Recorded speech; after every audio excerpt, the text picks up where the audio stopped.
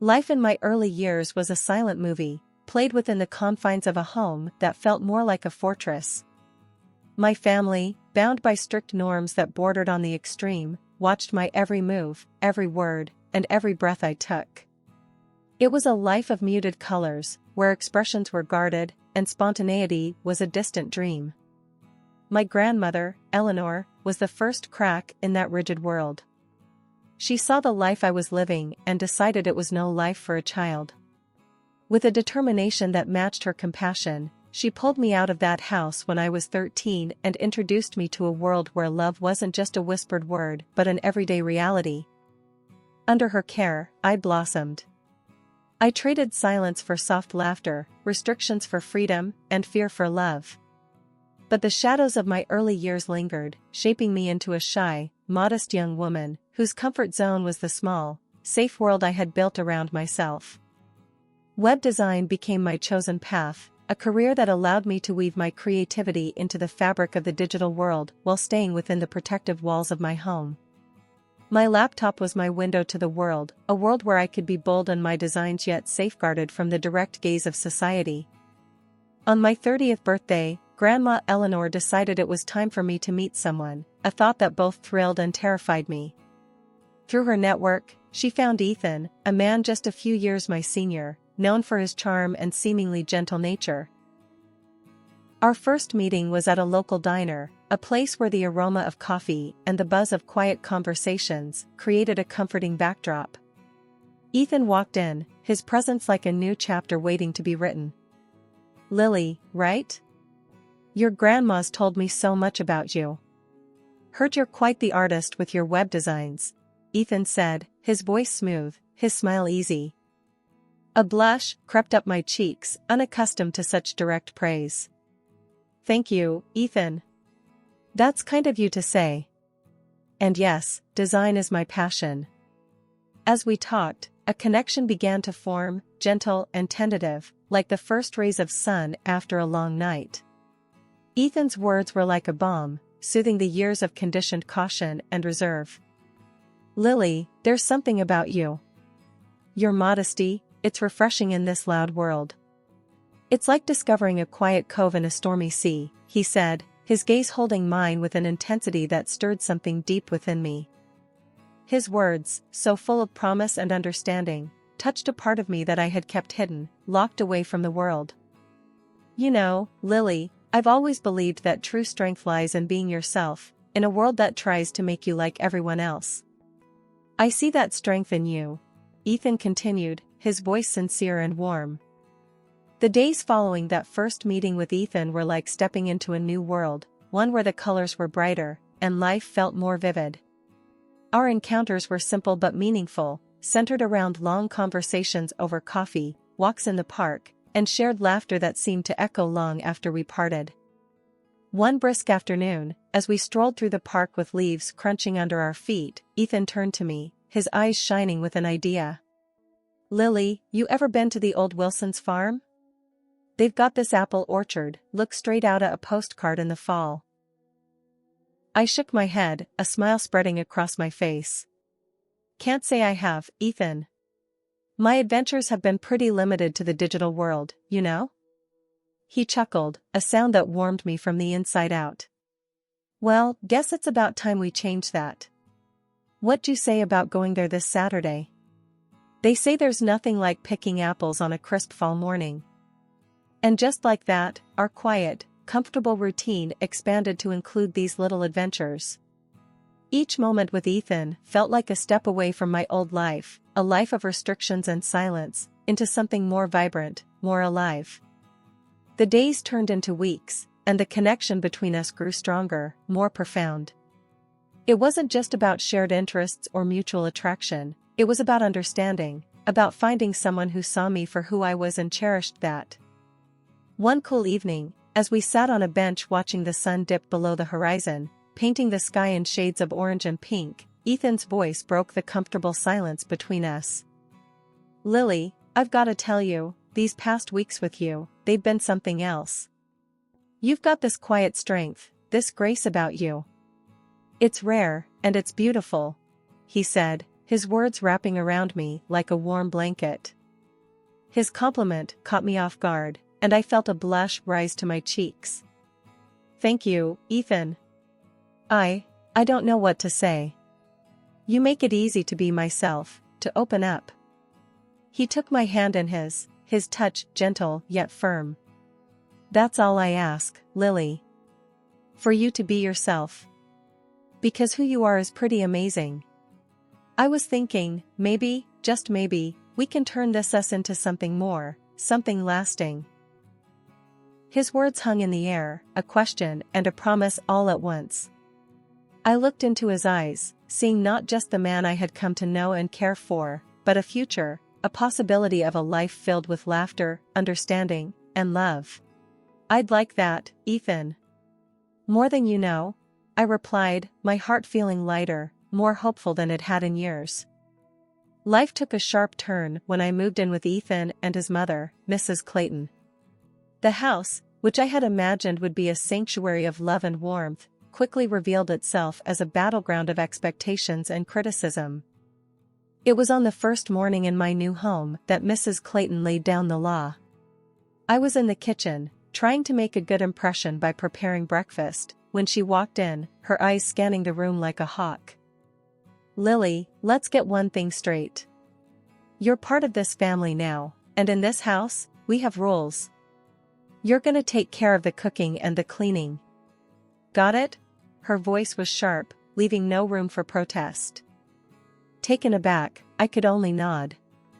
"Yes, Mrs. Clayton. I understand," I said, my voice barely above a whisper. Her eyes narrowed as she inspected the kitchen. "And I expect things to be done right. I run a tight ship here. No slacking." With that, she left the room, leaving me to absorb the reality of my new life. Each day became a relentless cycle of household chores. I'd wake up early, cook breakfast, then clean, then work on my web design projects, and then cook again. It was as if my entire existence had been reduced to serving the needs of the house.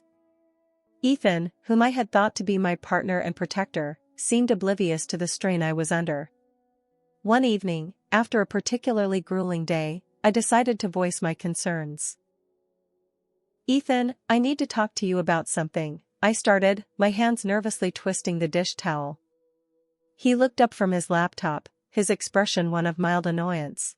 "What's up, Lily?" "It's about your mom, and the housework. It's a lot. And I feel like it's all on me," I said, the words spilling out in a rush. Ethan's eyes went back to his screen as he shrugged. "Well, yeah. Mom's set in her ways. It's just how things are done here. You'll get used to it. But, Ethan, it's not fair. It's not right. I'm working too, and I have my own life. I'm not just here to cook and clean," I protested, feeling a spark of defiance ignite within me.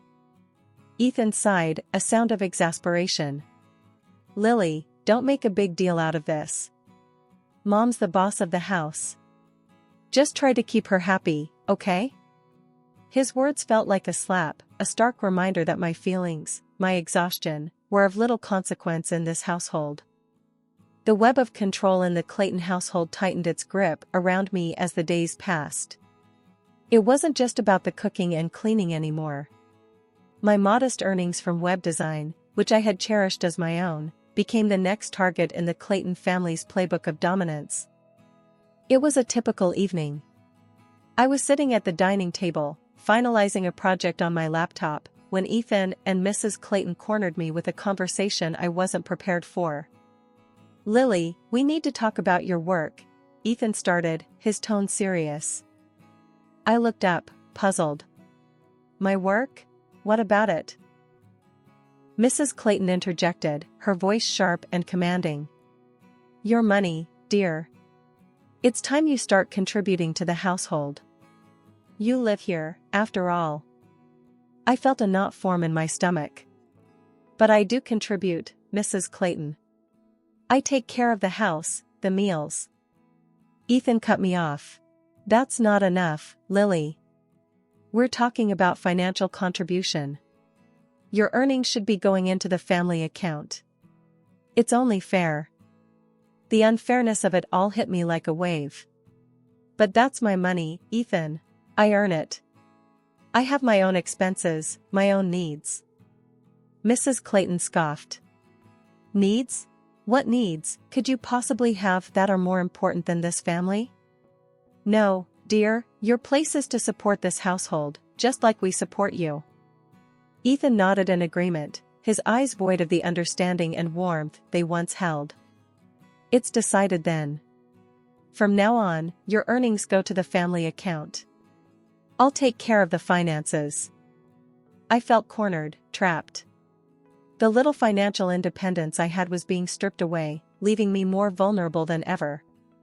But Ethan, this isn't right. It's not fair. I should have a say in how my money is used.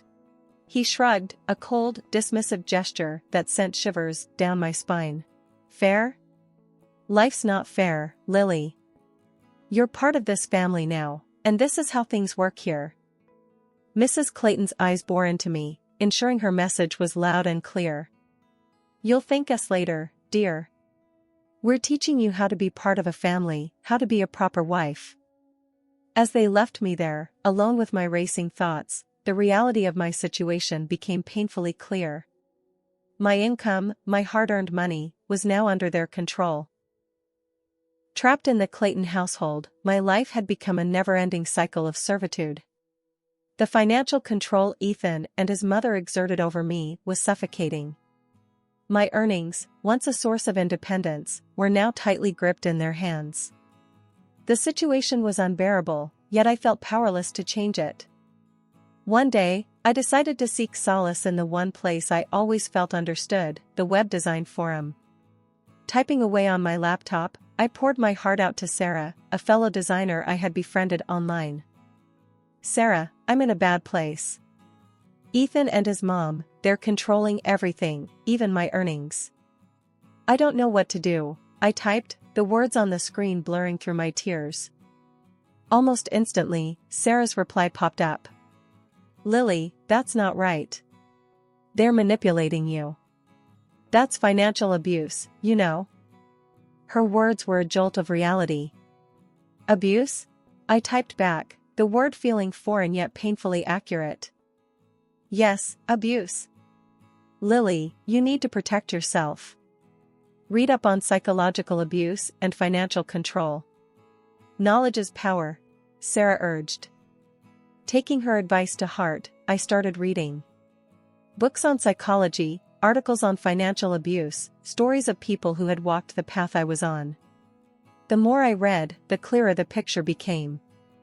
Ethan and Mrs. Clayton weren't just overbearing, they were abusers, using manipulation and control to keep me under their thumb. One evening, as I was absorbed in a book on psychological growth, Mrs. Clayton barged into my room, her eyes scanning the title in my hands. What's this nonsense you're reading, Lily? She demanded, her voice dripping with disdain. It's a book on personal growth, Mrs. Clayton, I replied, a newfound strength in my voice. She snorted, personal growth? Don't fill your head with such rubbish. Your place is here, taking care of this family, not reading silly books. But her words, which would have once sent me into a spiral of self-doubt, now bounced off me. I had begun to see through their game, to understand the dynamics of control and abuse. Ethan, your mother thinks my reading is rubbish, I said later that evening, hoping to find an ally in him. Ethan, however, was far from supportive. Mom's right, Lily. You're getting ideas above your station. Focus on your duties here. That's what's important. His words were a crushing blow, yet they only fueled my determination. It was clear now, I was alone in this fight. But I was no longer the timid, compliant Lily they thought they knew. The knowledge I had armed myself with was my weapon, and I was ready to use it. Life at the Claytons had pushed me to my limits.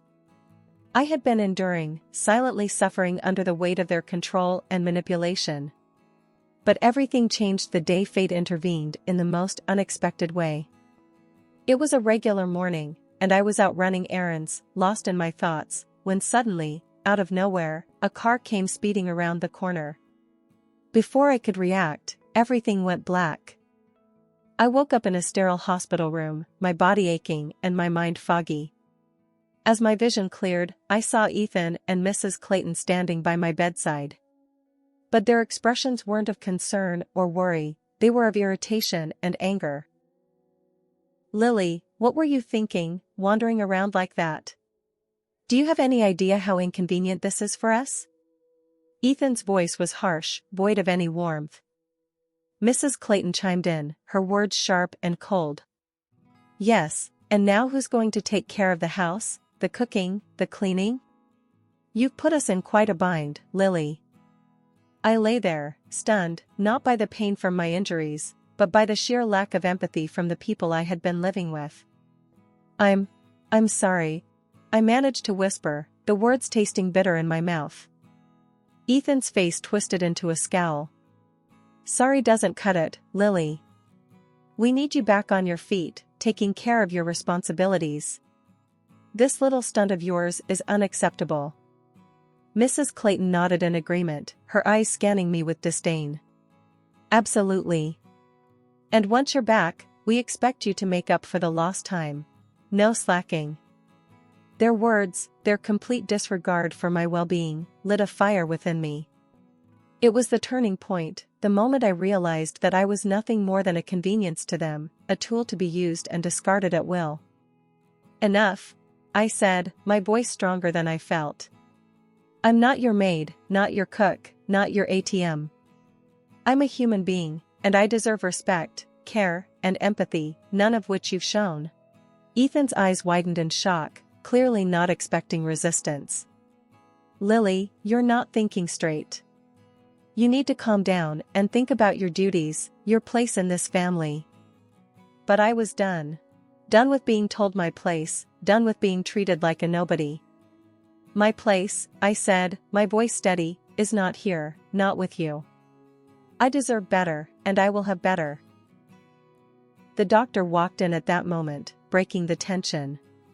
He explained my injuries, the fractures, and the long road to recovery. Ethan and Mrs. Clayton's faces fell as they realized the implications, the weeks of convalescence, the medical expenses, and the absence of their obedient housekeeper. Ethan, his voice laced with frustration, turned to me. "If you think you're going to sit back and enjoy a vacation at our expense, you're mistaken. If you're not back on your feet and fulfilling your duties in a month, consider this marriage over."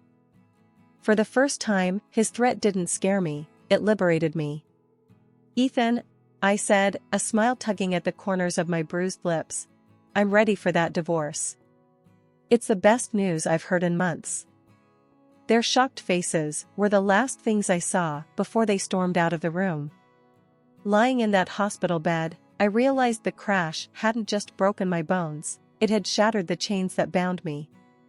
A couple of days after Ethan and Mrs. Clayton's disastrous visit, a nurse wheeled in a small cart with my personal belongings, a bag that Ethan had left for me.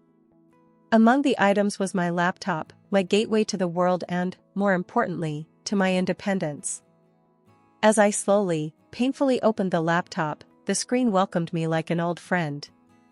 I was about to embark on the most crucial project of my life, my liberation. I began by drafting an email to my lawyer, detailing the years of financial control, emotional manipulation, and the recent threats from Ethan and his mother. My fingers trembled, but with each word typed, I felt stronger, more in control. A few days later, Ethan came to visit, his demeanor a mix of anger and disbelief. "Lily, what's this nonsense about a lawyer? You think you can take me on?" he scoffed, his voice echoing off the sterile walls. I looked at him, my resolve unwavering. "It's not nonsense, Ethan. It's the truth. I'm done being your puppet. I'm taking back my life, my money, my dignity." He laughed, a cold, harsh sound. You don't have the guts. You're nothing without me, without us." But I wasn't the old Lily anymore. "Watch me, Ethan. You and your mother have controlled and used me for long enough. Those days are over. His face reddened, a vein throbbing in his neck. You'll regret this, Lily. You'll come crawling back. I shook my head, a small smile playing on my lips. I'd rather crawl through fire than come back to you. After Ethan stormed out, the days blended into weeks. My body was healing, but more importantly, my spirit was healing too. I spent hours reading, learning, and preparing for the battle ahead. The hospital room, once a symbol of my vulnerability, had become my war room. The day I was discharged from the hospital marked the beginning of my new life. Grandma Eleanor, frail but with a spirit as strong as ever, was by my side as I walked out of the hospital. Her eyes, filled with tears of pride and relief, told me all I needed to know. I was on the right path. Grandma, I'm scared, but I'm ready, I told her, my voice steady. She squeezed my hand. I know, my dear. And you're not alone. We're in this together. The journey back to Grandma Eleanor's house was quiet, but it was a silence filled with determination and hope. The old Lily was gone, and in her place stood a woman ready to reclaim her life, one step at a time. The morning of the hearing, Grandma Eleanor and I sat at the kitchen table, a silent understanding between us. Lily, you ready for this? She asked, her voice steady but laced with concern. I nodded, feeling a surge of strength from her unwavering support. I am, Grandma. It's time to put an end to this, once and for all. At the courthouse, the atmosphere was tense. Ethan and Mrs. Clayton were already there, their faces a mask of arrogance and disbelief. They still couldn't fathom that the once submissive Lily was challenging them. As we walked past them, Ethan's voice, cold and mocking, reached my ears. You really think you can win this, Lily? You're just a nobody. I stopped, turning to face him, my gaze unflinching. I am somebody, Ethan. And today, you'll see just how much you underestimated me. The court proceedings were a blur, with testimonies given and evidence presented. My lawyer was a pillar of strength, laying out the years of financial and emotional abuse with precision and clarity. Ethan and Mrs. Clayton's lawyer tried to discredit me, painting me as an ungrateful wife. But the recordings I had made, the meticulous records of their controlling behavior, and the financial statements spoke louder than their lies. As the judge pronounced the verdict, favoring me and granting significant compensation, the look of shock and defeat on Ethan and Mrs. Clayton's faces was a sight I would never forget. Outside the courthouse, Ethan approached, his demeanor now that of a defeated man. Lily, please, let's talk about this. We can settle it without the compensation. You don't have to do this. I looked at him, the man I once believed would protect me, now a mere shadow of his former self. No, Ethan. You had your chance. You chose to control and abuse instead of love and respect. This is the consequence of your actions. Mrs. Clayton, her pride shattered, joined in, her voice trembling. Lily, please, I'm an old woman. Have some mercy. I shook my head, the final pieces of the emotional shackles they had bound me with falling away. Mercy was what I begged for when you controlled every aspect of my life, Mrs. Clayton. It's too late for that now. As Grandma Eleanor and I walked away, the weight of years of oppression lifting off my shoulders, I knew that this was more than just a legal victory. It was the triumph of justice, the affirmation of my strength, and the beginning of a new chapter. But the story didn't end there. News of Ethan's and Mrs. Clayton's actions spread, reaching Ethan's workplace. His colleagues started looking at him differently, whispers followed him around, and soon, his position at work was demoted. He was a shadow of his former self, condemned and despised for his actions. Mrs. Clayton faced her own downfall. She found herself ostracized, her name synonymous with manipulation and cruelty. Decent society closed its doors on her, her past actions casting a long shadow over her present. As for me, life was opening new doors. It was a chance to start fresh, to build a life on my terms. The battle was tough, but it led to a new beginning, a future where I was no longer a victim, but the author of my own story. The final reckoning was not just an end, but a promise of a new, brighter dawn.